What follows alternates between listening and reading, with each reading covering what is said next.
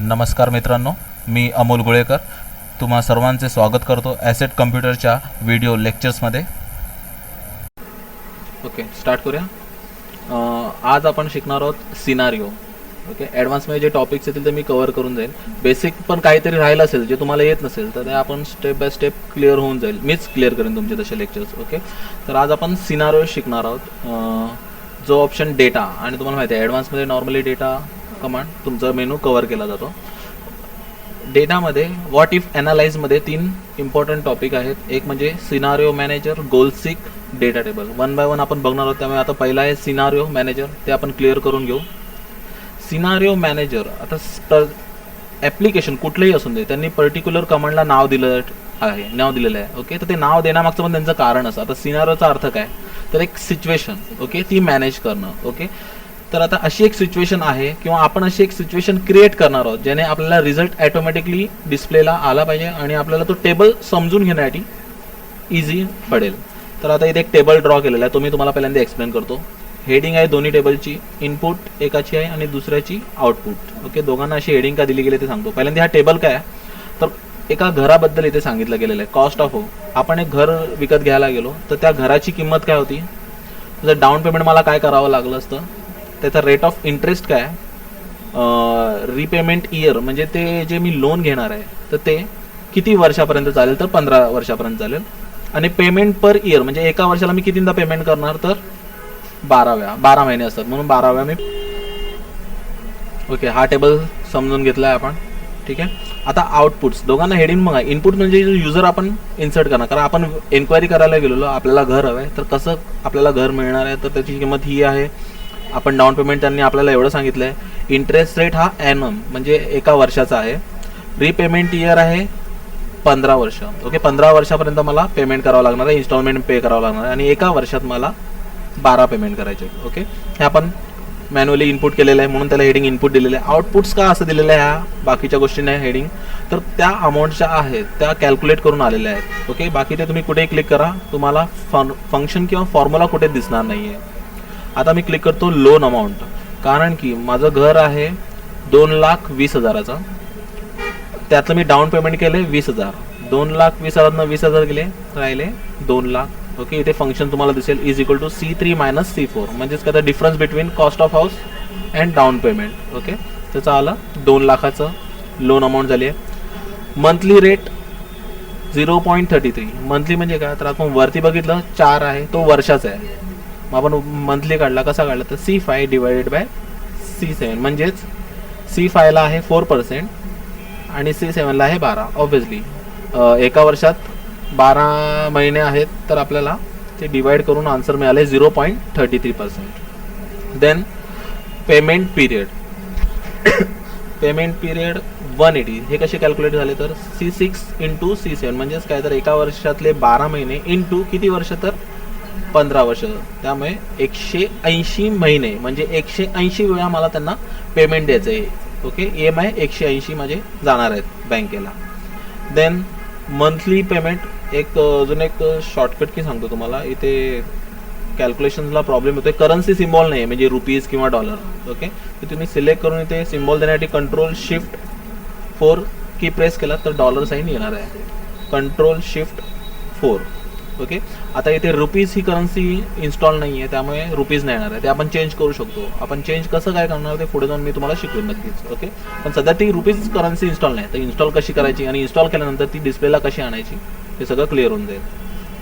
Okay, नंतर आहे loan amount. इथेही तुम्ही देऊ शकता.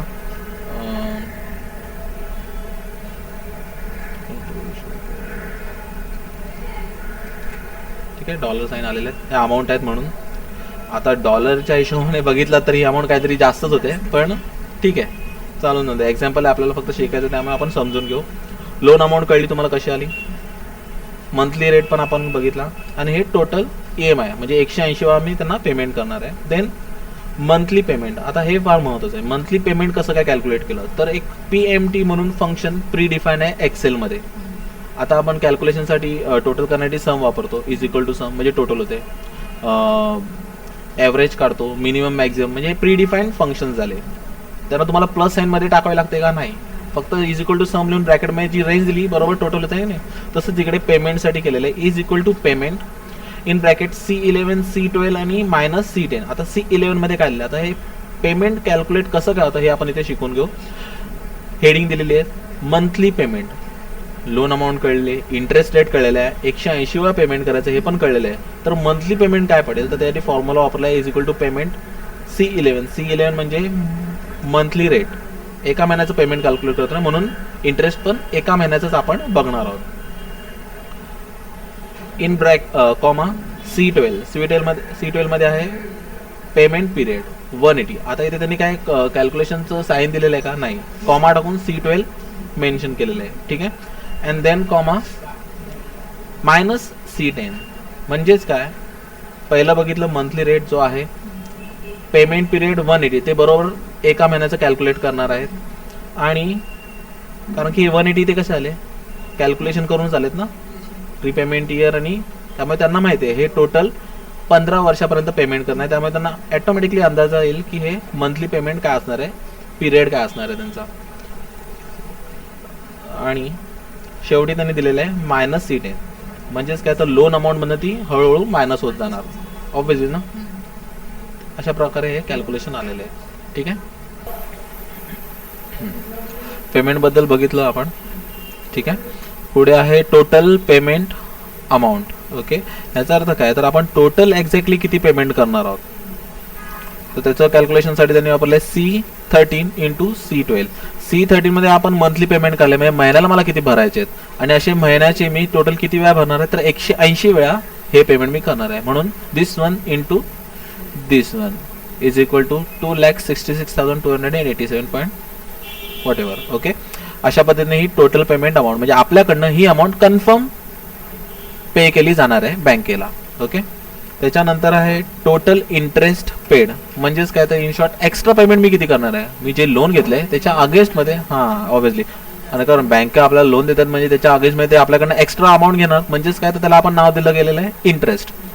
तर इंटरेस्ट आपण 66,200 अँड समथिंग जो काय तो आपण पे करणार, तो कॅल्क्युलेट कसा केलाय, obviously C14 minus C10. C14 काय तर तुमचं जी ॲक्च्युअल अमाऊंट, म्हणजे टोटल अमाऊंट तुम्ही जी पे करणार आहे, जे आपण ह्याच्या हिशोबाने काढलेली आहे, monthly payment into payment period. मग दिस वन इंटू दिस वन म्हणजे total payment amount minus loan amount, तुम्हाला किती मिळणार आहे, मग इंटरेस्ट, जी काय एक्स्ट्रा अमाऊंट असेल तो तुमचा असेल इंटरेस्ट, म्हणजे तुम्ही तेवढा इंटरेस्ट एक्स्ट्रा पे करतात, तेवढा इंटरेस्ट पे करतात. टोटल टेबल्स, तुम्हाला सर्व टेबल्स समजले आहेत, इनपुट आउटपुट. इकडे आपण फॉर्म्युलाज वापरलेले आहेत आणि इथं आपण मॅन्युअली टाईप केलेले आहे. हा आपण आतापर्यंत फक्त टेबल एक्सप्लेन केलेला आहे. ओके, एक्झॅक्टली सिनारिओ आपण चालू केलेलं नाही, तर सिनारिओचा उपयोग काय आणि ते आपण आता पाहणार आहोत. सिनारिओचा आता सांगितल्याप्रमाणे एखादी सिच्युएशन आपण क्रिएट करणार आहोत, म्हणजे असं झालं तर काय होईल, म्हणजे एखादा फ्लॅट ही जर ॲक्च्युअल अमाऊंट आहे जी तुम्हाला कळलेली आहे, पण तुम्ही बजेट कॅल्क्युलेट करायला लागणार की नाही बाबा मला 2,20,000 आहे, मी इन्स्टॉलमेंट एवढी भरू शकतो, म्हणजे ह्याचा अर्थ माझं पेमेंट असेल 50,000, तर मला ही अमाऊंट काहीच नाही भरण्यासाठी, मी अजून जास्त पेमेंट करू शकतो, म्हणजे माझा फ्लॅट पण चांगला मिळेल. मग आपण 2-3 कंडिशन टाकू, चांगली पण, वाईट पण, किंवा ॲव्हरेज एक काढून. ठीक आहे. तर त्यासाठी मला काय करावं लागेल, तर डेटा व्हॉट इफ ॲनालाइज, तिथे आपल्याला कमांड मिळणार आहे सिनारिओ मॅनेजर. ओके, क्लिक करा, एक डायलॉग बॉक्स ओपन होईल. तुम्हाला सिनारिओ बनवायचा आहे, त्यामुळे तुम्हाला ॲड करावं लागेल. ओके, एक नवीन सिनारिओ बनवणार, त्यामुळे ॲडवर क्लिक केलं. सिनारिओला काही नाव देऊ शकता, तुम्ही स्वतःचंही नाव टाकू शकता, पण मला कंडिशन प्रमाणे नाव टाकायचे. माझी पहिली कंडिशन आहे चांगली कंडिशन, दॅट मीन्स बेस्ट केस, म्हणजे चांगल्या कंडिशनमध्ये मला कसा फ्लॅट मिळू शकतो. तर चेंजिंग सेल तुम्हाला इथे द्यावे लागतील. आता इथे डिफॉल्ट सिलेक्शन काय आहे, माझं कर्सर मी कुठे ठेवलेलं, डेटा ॲनालायसिस सिनारिओवर क्लिक करण्याआधी मी सिलेक्शन ठेवलेलं D4 वरती, म्हणून इथे D4 आलेलं आहे, पण आपल्याला चेंज करायचं आहे, त्यामुळे इथे क्लिक करा. इथे तुम्हाला लोकेशन देईल कुठचं सिलेक्शनसाठी. मला चेंजिंग सेल म्हणजेच काय, मी मॅन्युअली चेंज काय काय करणार आहे, तर C3 to C6 पर्यंतचे सेल मला मॅन्युअली चेंज करायचे आहेत. पुन्हा क्लिक केलं इथे. ओके, रेंज आलेली आहे. देन ओके, चांगली सिच्युएशन आहे. आता चांगल्या सिच्युएशनमध्ये चेंजिंग सेल पण मी दिलेले आहेत, ते सेल आलेले आहेत 1 2 3 4. कंटेंट्स पण सेम आहेत. आता मी चेंज करणार माझ्या बेस्ट केस, चांगल्या सिच्युएशनमध्ये मला फ्लॅट जो आहे चांगला म्हणजे 3 लाखापर्यंतचा मी घेतो. ठीक आहे. त्यात मला सेकंड सेल कसला होता, डाऊन पेमेंटचा. डाऊन पेमेंट 20,000 न करता मला डाऊन पेमेंट कमी करावी लागते, फक्त 5,000. असं कधी होत नाही, पण एक एक्झाम्पलसाठी आपण धरून चालू. डाऊन पेमेंट फक्त 5,000 करावी लागते. इंटरेस्ट रेट तेवढाच ठेवून चालू, 4%, मॅटर नाही. प्लस इंटरेस्ट रेट तेवढाच ठेवून मला रिपेमेंट इयर पण वाढवून मिळतात 30. ह्या सगळ्यात चांगल्या गोष्टी का मेन्शन केल्यात, कारण आपण सिनारिओ तसा बनवतोय बेस्ट, चांगली सिच्युएशन अशी. ओके, म्हणून जास्त अमाऊंटचा फ्लॅट म्हणजे मोठा फ्लॅट झाला, डाऊन पेमेंट कमी, चांगली गोष्ट आहे. जास्त पेमेंट करावं लागत नाही स्टार्टिंगला. इंटरेस्ट रेट पण तेवढाच मिळतोय आणि पिरियड म्हणजे मला 30 वर्षापर्यंत भरायचे आहेत. Click on okay. Best case scenario add झालेला आहे. ओके, क्लोज करू शकता. पुढे जाऊन समजा तुम्हाला अजून एक सिच्युएशन चेंज झाली काहीतरी तुमची, मग त्यामुळे आता एक बॅड सिच्युएशन म्हणून अजून एक क्रिएट करू आपण. त्याला नाव देऊ वर्स्ट सिच्युएशन, वर्स्ट केस. ओके, चेंजिंग सेल तेच राहतील, तुम्ही मॅन्युअली परत सिलेक्शन देऊ शकता. C3 to C6 बरोबर आहेत तेच. ओके केलं. आता बॅड केस म्हणजे काय, फ्लॅट स्वस्तातला. आता जो 2,20,000 करंट आहे, चांगल्या केसमध्ये आपण 3 लाख केलेला होता. बॅड वर्स्ट केसमध्ये आपण अजून तो कमी करणार आहोत. कमी अमाऊंट म्हणजेच छोटा फ्लॅट, 2 लाखाचा करूया. चला, डाऊन पेमेंट जी 20,000 होती ती मला वाढवून 25,000ची करावी लागते. फ्लॅट छोटा, किंमत कमी आली पण डाऊन पेमेंट जास्त आहे, म्हणजे चांगली सिच्युएशन नाही इन शॉर्ट. म्हणून तिला नाव पण आपण वर्स्ट केस म्हणून दिलेलं आहे. रेट ऑफ इंटरेस्ट पण वाढूया, 6% करतो. ओके, रिपेमेंट इयर तेवढंच ठेवूया, प्रॉब्लेम नाही आहे. जास्तच वाट लावून चालणार नाही, थोडं जरा माणसात काहीतरी ठेवावं लागेल आपल्याला. ओके, छोटा फ्लॅट, डाऊन पेमेंट जास्त, इंटरेस्ट पण जास्त जाणार. ओके, रिपेमेंट इयर तेवढेच राहिलेले आहेत. ओके केला, 2 केस झालेले आहेत.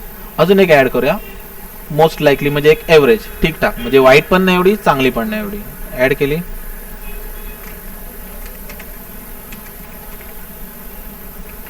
Most likely same, changing cell तेच राहतील.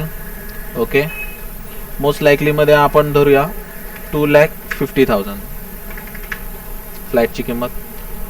डाऊन पेमेंट त्यातल्या त्यात कमी करावी लागते, 15. रेट ऑफ इंटरेस्ट तेवढाच ठेवतो चला, किंवा ॲव्हरेज धरूया चला, मग 5%. ओके, रिपेमेंट इयर वाढवून मिळालं थोडंसं, 20.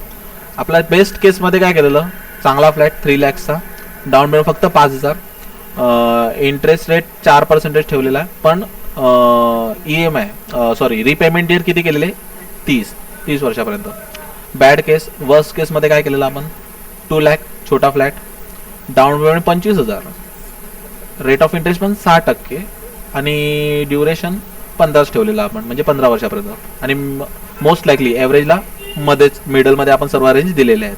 Click on okay. 3 केस आलेले आहेत. आता 3 केस ॲड झालेले आहेत, पण ॲट द टाइम तुम्हाला तिघांमधला डिफरन्स बघायचा असेल तर काय करणार, एक समरी म्हणून ऑप्शन दिलेला आहे, तर समरीवरती क्लिक करा. समरीवर क्लिक केल्यानंतर तुम्हाला विचारतोय रिझल्ट सेल कुठचे आले पाहिजेत. रिझल्ट सेल म्हणजे काय, तर हे जे सेल आहेत ते कम्प्युटेड असतात, म्हणजे काय तर प्री डिफाईन्ड आणि ऑटोमॅटिकली रिझल्ट त्यात डिस्प्ले होतो. तर त्यात डिफॉल्ट त्यांनी स्वतः कॅल्क्युलेट करून दिलाय C15, पण आपल्याला फक्त C15 न देता 2-3 वेगळे कंडिशन चेक करायचे, म्हणजे मंथली पेमेंट पण काय येईल त्यांचं, टोटल पेमेंट अमाऊंट पण काय येईल, किंवा टोटल इंटरेस्ट पण काय येईल, अशा 3 गोष्टी मला चेक करायच्या आहेत. तर मी सिलेक्शनमध्ये 3 गोष्टी देणार. तुम्ही एक पण बघू शकता किंवा 3. एक बघण्यापेक्षा 3 बघितलेला काय वाईट आहे, म्हणजे मंथली पेमेंट पण ऑटोमॅटिकली कॅल्क्युलेट होईल, टोटल पेमेंट अमाऊंट पण कॅल्क्युलेट झाला पाहिजे, आणि इंटरेस्ट पण किती जातोय ते, म्हणजे कंपॅरिझन आपण तिघांमध्ये करणार आहोत. ओके, चांगली, वाईट आणि मिडल, म्हणजे काय बेस्ट केस, वर्स्ट केस आणि मोस्ट लाईकली म्हणजे ॲव्हरेज. सिलेक्शन दिलेलं आहे अँड क्लिक ऑन ओके. जसं मी ओकेवर क्लिक करीन, एक्सेल, मायक्रोसॉफ्ट एक्सेल काय करतंय, एक स्वतःच नवीन शीट बनवतोय, त्याला नावही देतंय सिनारिओ समरी. हे मी टाईप केलेलं नाही, ऑटोमॅटिकली एक्सेल थ्रू प्रीडिफाईन केलेलं आहे. ठीक आहे, तुम्ही इथे रिझल्ट बघू शकता. करंट व्हॅल्यू म्हणजे जी आपण नॉर्मली टेबल घेतलेला तो, आपण जे एक्झॅक्टली तिथे व्हिजिट करून फ्लॅटची किंमत बघितलेली त्या सगळ्या गोष्टी आणि आपण दिलेल्या केसेस, बेस्ट केस, वर्स्ट केस आणि मोस्ट लाईकली सगळ्यांचा डिफरन्स तुम्ही इथे कॅल्क्युलेट करून बघू शकता आणि हा ऑटोमॅटिक आलेला रिझल्ट आहे. ओके, त्यातल्या त्यात अजून लुक जरा चांगलं द्यायचं असेल तुम्ही काय करू शकता, तर जी शीट आहे हे तुम्ही कंटेंट्स त्यांना देऊ शकता. Ctrl+C, कॉपी सिनारिओ, सॉरी मी कॉपी नाही केलं, काय केलं, हां सिलेक्ट करून तुम्ही ते कॉपी करा अँड पेस्ट करताना सिलेक्शन देऊन पेस्ट नॉर्मल आलेला आहे. मी हा कॉलम हवा असेल तर डिलीट करू शकता. चांगलं लुक देण्यासाठी हे केला तरी काही प्रॉब्लेम नाही आहे. Okay,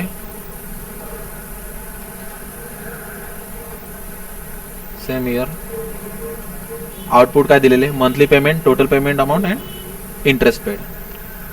copy scenario summary selection देऊन तुम्ही इथे पेस्ट करू शकता. लुक वाईज जरा चांगलं दिसलं पाहिजे, तुम्हाला पण कळलं पाहिजे की एक्झॅक्टली काय लिहिलेलं आहे तिथे, त्यामुळे तुम्ही असा इफेक्ट देऊ शकता. ही आहे तुमची समरी, इकडनं रिझल्ट करणार आहे. ही करंट व्हॅल्यू आहे, तुम्ही इकडे बघू शकता 1400 तुम्हाला इथे दिसेल.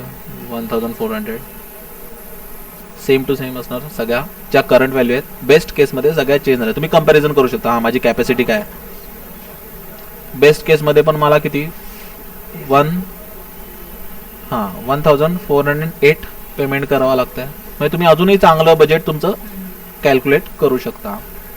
सिनारिओचा हाच अर्थ आहे की तुम्ही सिनारिओ समरीने, सिनारिओ मॅनेजमेंटने एक कंडिशन टाकून जी सिच्युएशन असेल चांगली वाईट किंवा जशी जी तुम्हाला सिच्युएशन क्रिएट करायची ती सिच्युएशन क्रिएट करून हवा तसा रिझल्ट कंपॅरिझन करण्यासाठी डिस्प्लेसाठी आणू शकता. हा या कमांडचा उपयोग आहे. कळलेलं एवढं? ओके, ठीक आहे.